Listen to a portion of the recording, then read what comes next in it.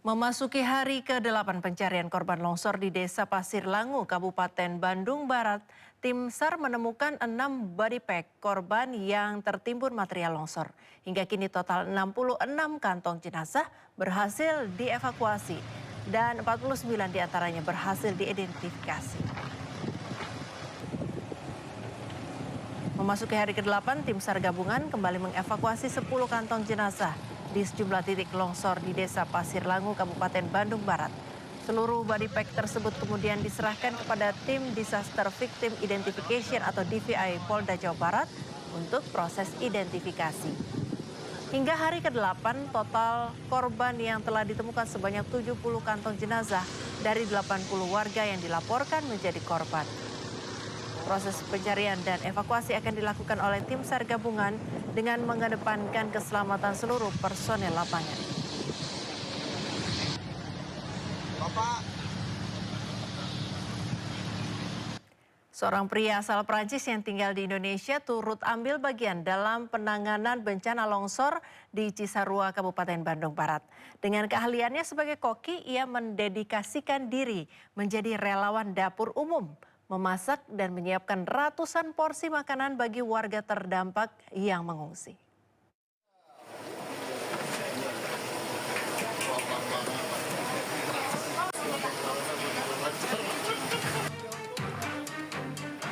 Inilah David Kaileba, pria asal Prancis yang kini menetap di Bandung menjadi salah satu relawan dapur umum pasca bencana longsor di Cisarua, Kabupaten Bandung Barat.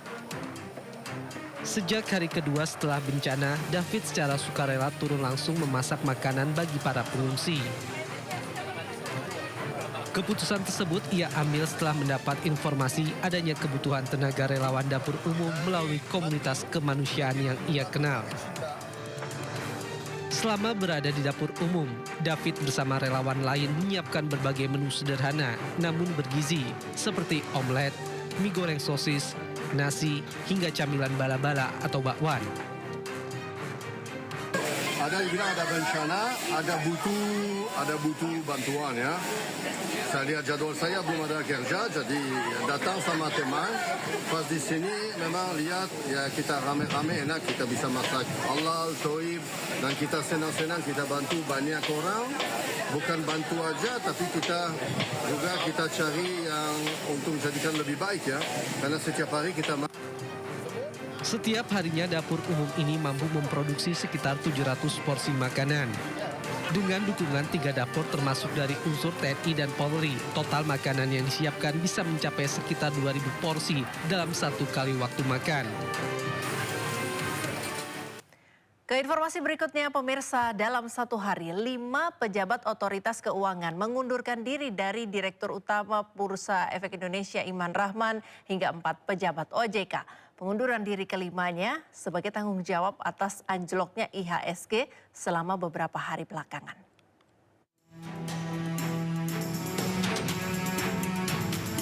Direktur Utama Bursa Efek Indonesia Imam Rahman mengundurkan diri dari jabatannya tertanggal sejak 30 Januari 2026. Imam menyebut pengunduran dirinya sebagai bentuk tanggung jawab atas anjloknya IHSG selama beberapa hari belakangan. Saya sebagai Direktur dan Utama Bursa Efek Indonesia dan sebagai bentuk tanggung jawab saya terhadap apa yang terjadi 2 hari kemarin menyatakan mengundurkan diri sebagai Direktur Utama Bursa Efek Indonesia. Saya berharap ini yang terbaik buat pasar modal. Semoga dengan pengunduran diri saya ini pasar modal kita jadi lebih baik. Tak lama setelah Imam mundur, menyusul Ketua Dewan Komisioner Otoritas Jasa Keuangan Mahendra Siregar serta 2 pejabat OJK lainnya, yaitu Kepala Eksekutif Pengawas Pasar Modal, Keuangan, Deveratif dan Bursa Karbon OJK, Inarto Jayadi, dan Deputi Komisioner Pengawas Emiten Transaksi Efek, Pemeriksa Khusus Keuangan Deveratif dan Bursa Karbon, Aditya Jayantara. Disiarkan dalam siaran pers pengunduran diri ketiga pejabat OJK ini sebagai bentuk tanggung jawab moral setelah mundurnya Imam Rahman.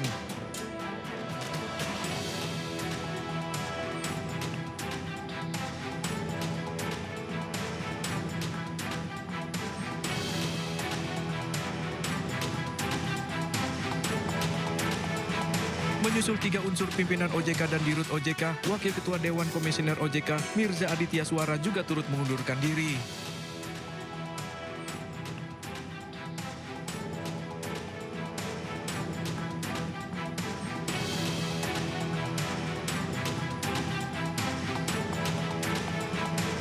OJK menegaskan proses pengunduran diri ini tidak mempengaruhi pelaksanaan tugas, fungsi, dan kewenangan OJK dalam mengatur, mengawasi, serta menjaga stabilitas jasa keuangan secara nasional.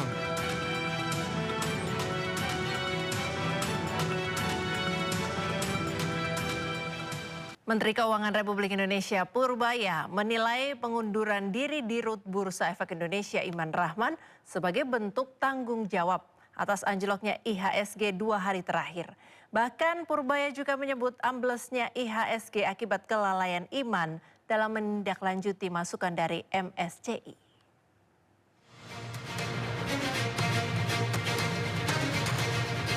Menteri Keuangan RI Purbaya Yudi Sadewa menekankan tidak ada dampak apapun terkait pengunduran diri Iman Rahman sebagai Direktur Utama Bursa Efek Indonesia.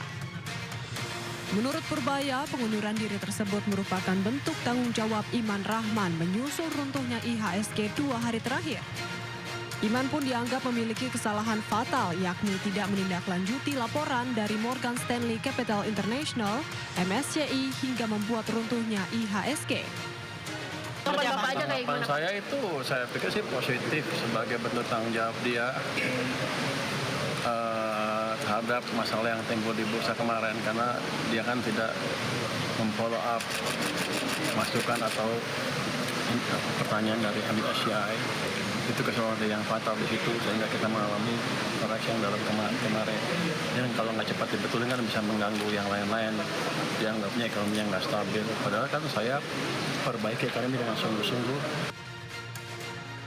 Sebelumnya IHSG dibuka menguat hingga lebih dari 1% di posisi 8.321. Tak hanya itu, mayoritas saham mencatatkan penguatan. Meski demikian, Direktur Utama Bursa Efek Indonesia Iman Rahman mengundurkan diri.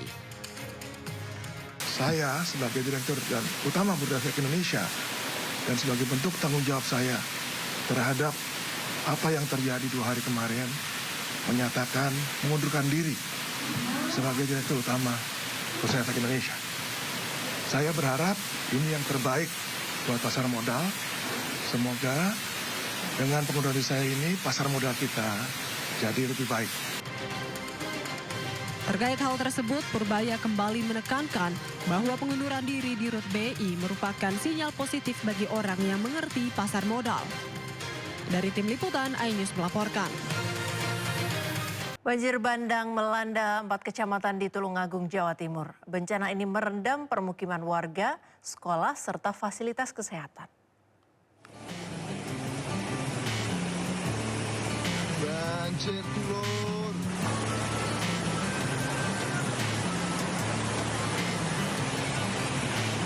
Banjir bandang melanda sejumlah desa di 4 kecamatan di Tulungagung, yaitu Kecamatan Besuki, Campur Darat, Tanggung Gunung, dan Kalidawir. Banjir terjadi setelah hujan deras mengguyur wilayah tersebut selama lebih dari 4 jam pada Jumat malam. Dampak terparah terjadi di Desa Besole, Kecamatan Besuki. Banjir bandang menerjang kawasan permukiman warga dan fasilitas umum.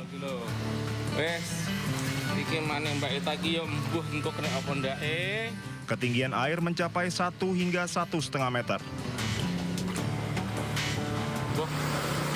Meski air cepat surut, namun banjir meninggalkan lumpur tebal. Kita hujan disertai juga lumpur dari gunung, dan tentunya ini memang sangat berdampak, terutama di SD3, SD5, Puskesmas, terus sekitaran Balai Desa Besole.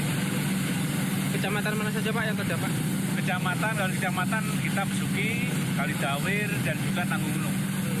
Yang paling parah? Yang paling parah di Besole.